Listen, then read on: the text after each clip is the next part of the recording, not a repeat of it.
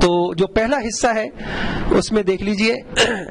سب سے پہلی بات میں بہت تیزی کے ساتھ آپ کے سامنے یہ گزروا دوں گا کہ قرآن و حدیث سے جھگڑوں کے کیا نقصانات ہیں. اللہ تعالیٰ نے جھگڑوں سے منع کیا ہے, وَلَا تَنَازَعُوا, آپس میں جھگڑا نہ کیا کرو. قرآن کریم کی ایک آیت ہے فَاتِّبَاعٌ بِالْمَعْرُوفِ وَأَدَاءٌ إِلَيْهِ بِإِحْسَانٍ, اس کی تشریح میں کل اس میں حل کروں گا کیونکہ یہ آیت ہماری بہت ہی قیمتی آیت, 2 جملوں کے اندر اللہ پاک نے سارے مسئلے حل کر دیے ہمارے. اس کی تشریح میں آگے کروں گا, صرف آج مفہوم عرض کرتا ہوں. اللہ کہتے ہیں اپنے حق کا مطالبہ بھی طریقے سے کرو اور حق کی ادائیگی بھی اچھی طریقے سے کرو. مطالبہ غلط ہوگا, جھگڑے ہوں گے, مطالبہ اور حق کی ادائیگی صحیح نہیں ہوگی تو جھگڑے ہوں گے. 2 کام کرنے ہیں, مطالبہ بھی کرو تو صحیح کرو. میں انشاءاللہ یا تو آج کی نشست میں آ جائے گی کہ مطالبہ جب غلط ہو تو کیا ہوتا ہے, یا ادائیگی نہ ہو تو کیا شکلیں ہوتی ہیں. آگے حدیث شریف میں آتا ہے ان ابغض الرجال الی اللہ الالد الخصم, سب سے زیادہ اللہ کو جو شخص ناپسند ہے وہ جھگڑالو شخص ہے. حضور صلی اللہ علیہ وسلم نے اس معاملے کو, آپس کے اتفاق کو, محبت کو اتنی اہمیت دیتے تھے. جب آپ تبلیغی وفود روانہ کیا کرتے تھے اور تو ان کو ایک ہدایت خاص طور پہ دیا کرتے تھے, تتابعا ولا تختلفا.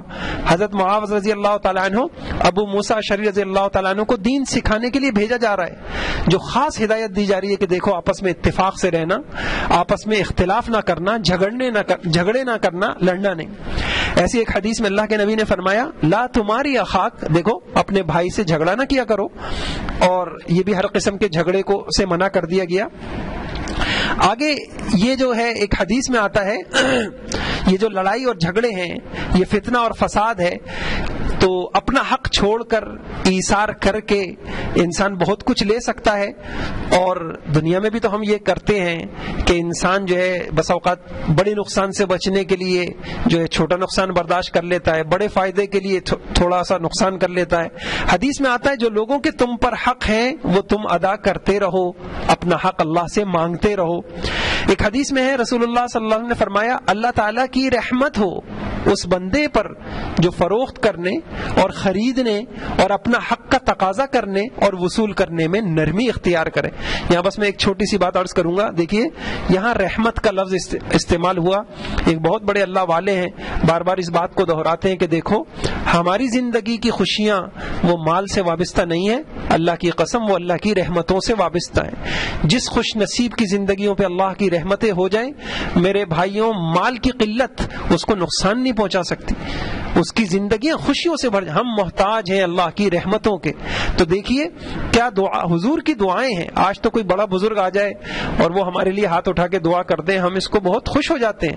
ہمیں بتائے گئے اسباب, تو فرمایا کہ انسان اللہ تعالیٰ کی رحمت ہو اس بندے پر جو فروخت کرنے میں, خریدنے میں, اپنے حق کا مطالبہ کرنے میں, وصول کرنے میں نرمی اختیار کر. ایسی ایک حدیث میں فرمایا کہ حضور صلی اللہ علیہ وسلم نے فرمایا تم سے پہلے ایک آدمی تھا, اس کی بخشش صرف اس بنیاد پہ کر دی گئی کہ جب وہ خرید و فروخت کرتا تھا یا کسی چیز کا مطالبہ کرتا, تقاضا کرتا اپنے حق کا, تو نرمی کرتا تھا, تو نرمی کی بنیاد پر بخشش ہو گئی. اور ایک حدیث میں بخاری شریف کی روایت ہے, آپ صلی اللہ علیہ وسلم نے فرمایا کہ گزشتہ امت میں ایک آدمی تھا, موت کا وقت آیا, فرشتہ روح کر قبض کرنے کے لیے آیا, تو فرشتے نے اس سے پوچھا کہ بھئی تمہارا کوئی نیک عمل ہے؟ اس نے کہا میرے پاس تو کوئی نیک عمل نہیں ہے. میں نے کہا بھئی سوچو کوئی نیک عمل ہے؟ نہیں میرے پاس نہیں ہے. اچھا پھر کہا ایک عمل میرے پاس ہے کہ میں لوگوں سے خرید و فروخت جب یہ لین دین اور جو ہے معاملات کرتا تھا تو دولت مند کو مہلت دے دیتا, تنگ دست کو معاف کر دیتا تھا. تو اسی بنیاد پر اس کے لیے جنت کا فیصلہ کر دیا گیا. اور کچھ حق چھوڑ کے آپ عرش کے سائے میں آگے جگہ لے سکتے ہیں. عجیب حدیث ہے, فرمایا رسول اللہ صلی اللہ علیہ وسلم نے قیامت کے دن عرش کے سائے میں آگے آگے کون لوگ ہوں گے؟ فرمایا حضور صحابہ نے کہا کہ یا رسول اللہ ہمیں نہیں پتا. تو آپ نے فرمایا وہ لوگ ہوں گے کہ جن کو جتنا حق دے دیا جاتا اس کو قبول کر لیتے. جب حق کا مطالبہ کیا جاتا تو ان سے کہ بھئی ہمارا حق دو, ہماری تنخواہ دو, ہمارے مال دو, ہماری میراث دو, ان سے حق کا مطالبہ ہوتا تو پورا ادا کر دیتے. اور جب وہ خود مطالبہ کرتے تو نرمی کا معاملہ کرتے. کیا ملے گا؟ عرش کے سائے کے نیچے آگے جگہ ملے گی. ایک حدیث حدیث میں فرمایا، حضور صلی اللہ علیہ وسلم نے انصار سے فرمایا بہت قربانیاں ہیں تمہاری،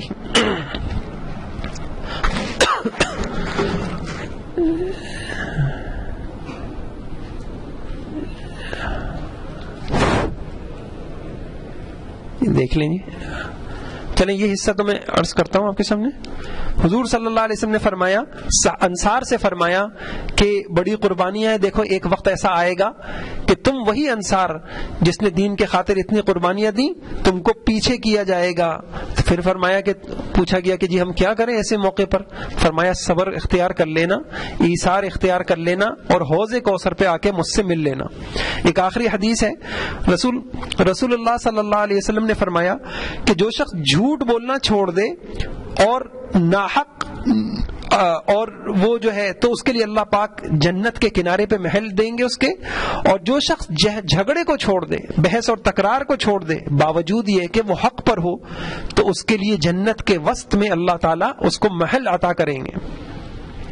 اب یہاں ایک اہم بات میں آپ کے سامنے عرض کروں گا، جب یہ حدیثیں ہم سنتے ہیں، یعنی آپ نے جو اس میں اب تک جو میں نے حدیثیں پڑھی اور آیتیں پڑھی، اس میں ہمیں جو باتیں بتائی گئیں کہ بھائی جھگڑا نہیں کرنا چاہیے، اللہ نے بھی منع کیا ہے، جی اللہ کے رسول نے منع کیا ہے، اور ہم نے اس میں یہ پڑھا کہ ہمیں حکم یہ ہے کہ اپنے ذمے کے حقوق ادا کرتے رہو، اور جو ہے دوسروں سے جو حق لینا ہو حتی الامکان اس کو معاف کرتے رہو، اور ہم کو حکم یہ دیا گیا ہے کہ حق کے مطالبے میں نرمی کرو، چشم پوشی کرو۔ کیا ملے گا تمہیں؟ اللہ کی رحمتیں ملیں گی، بخششیں ملیں گی، عرش کے سائے میں آگے آگے جگہ ملے گی، اور یہ بتایا گیا جی حوض کوثر پہ پانی ملے گا، حضور کی زیارت ملے گی، جنت کے بلند و بالا محلات ملیں گے۔ تو ایک سوال ذہن میں آتا ہے کہ مولانا صاحب یہ لاکھوں کی جائیداد ہے، اتنا بڑا کاروبار ہے، ممبر پہ بیٹھ کے یہ کہنا آسان ہے، اور ویسے یہ تو کوئی حل نہیں ہوا۔ تو بھائی میں یہاں ہی عرض کروں گا،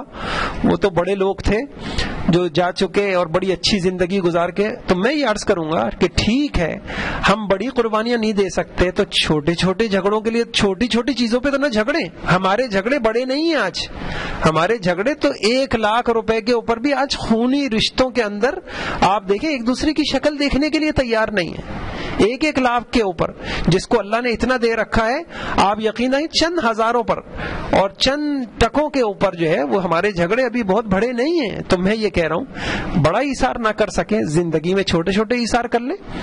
آپ یقین جانیں بسا اوقات تھوڑا سا ایک قدم انسان پیچھے ہٹ جائے اور چھوٹی چیز کا ایثار کر دے، اور ایسے لوگ ہیں۔ ابھی قریب میں ایک صاحب، ان کا یہی فیملی بزنس، بھائی کا انتقال ہو گیا، اب کاروبار کے اندر بھائی کے بیٹے آ گئے، ایک طرف بھائی ہے۔ تو میں نے ان سے پوچھا، میں نے کہا بھائی ہم تو یہی سنتے آئے ہیں کہ فیملی بزنس جو ہے یہ 3 نسلوں سے آگے نہیں چلا کرتا، تو یہ آپ کے یہاں جھگڑے؟ تو کہنے ہیں۔ میں نے کہا آپ کیسے ڈیل کر رہے ہیں؟ کہہ رہے ہیں ایثار سے۔ الحمدللہ ایک بڑے کو اللہ نے سمجھ دے دی۔ تو اب کیا مطلب ایثار سے؟ ایسا نہیں ہے کہ ان کا کاروبار ختم ہو گیا جی انہوں نے ایثار کر کے بھانجو تم سارا لے لو، بھتیجو تم سارا لے لو، میں جو ہے بیٹھ جاتا، ایسا کچھ نہیں کیا۔ چھوٹی چھوٹی باتیں انسان کبھی کسی کی مان لی، کبھی اپنا مطالبہ جو ہے پورا کروا لیا، کبھی دوسرے کا مان لیا، رشتوں کو مقدم کہا، صلہ رحمی کو مقدم کیا، اللہ کی رحمت کے طلبگار بنے۔ آپ یقین جانیے کہ یہ چھوٹے چھوٹے ایثار بھی ہماری زندگیوں کے اندر آ جائیں، اللہ کی بڑی بڑی رحمتیں ہماری طرف متوجہ ہو جائیں، ہمارے بڑے بڑے مسئلے انشاءاللہ حل ہو جائیں۔ تو یہ ان حدیثوں سے میں اتنا عرض کروں گا کہ جتنا ظرف اللہ نے ہمیں دیا ہم وہاں سے تو شروع کر دیں۔ ایک بات میں نے عرض کر دی۔ پھر یہ جو مالی تنازعات ہوتے ہیں ان کے نقصانات زیادہ تفصیل سے نہیں عرض کروں گا، آپ کے سامنے ہے کہ انسان کے کاروباری ترقیوں میں بھی رکاوٹ بنتے ہیں، اور سرمایہ لگتا ہے، صلاحیتیں لگتی ہیں، آپس میں نفرتیں ہوتی ہیں، قانونی جنگیں شروع ہو جاتی ہیں، اور وقت جو ہے انسان کا برباد ہونا شروع ہو جاتا ہے، اور جو ہے یہ ساری چیزیں جو ہے دنیاوی اعتبار سے بھی انسان کو نقصان دے دیتی ہیں اور آخرت کے اعتبار سے بھی۔ بس یہ میں نے بہت مختصر سا آپ کے سامنے اللہ رسول کے فرمان کیا ہیں، تعلیمات کیا ہیں، اللہ رسول کا ہم سے مطالبہ کیا، یہ میں نے رکھ دیا۔